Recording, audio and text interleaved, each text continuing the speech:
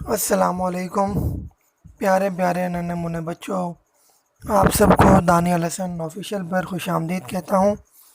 امید ہے کہ آپ ٹھیک ٹھاک ہوں گے اور آج کی کہانی کا انتظار کر رہے ہوں گے۔ تو چلتے ہیں آج کی کہانی کی طرف۔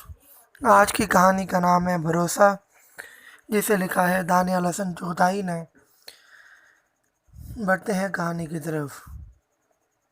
عبداللہ اچھا بچہ تھا، تاہم گاؤں کی گلیوں میں کھیلنے اور احتیاط نہ کرنے کی وجہ سے وہ اکثر بیمار رہتا تھا۔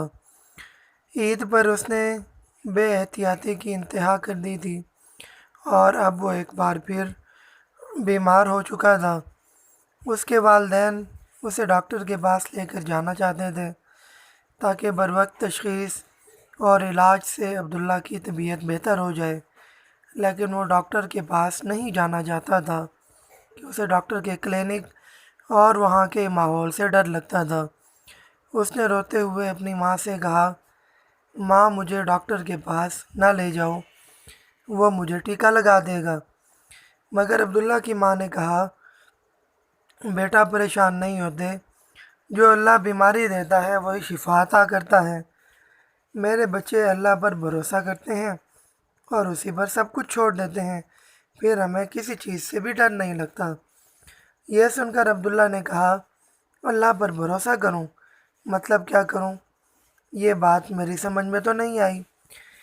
یہ سن کر عبداللہ کی امی نے کہا، بیٹا اللہ پر بھروسہ کا مطلب یہ ہے کہ ہم اللہ سے مدد اور دعا مانگتے ہیں تاکہ وہ ہر سختی اور مشکل ہمارے لیے آسان کر دے۔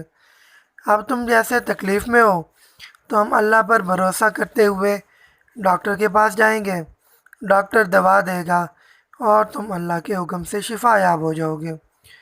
اللہ نے سورۃ آل عمران کی آیت نمبر 22 میں بھی ہمیں یہی حکم دیا ہے۔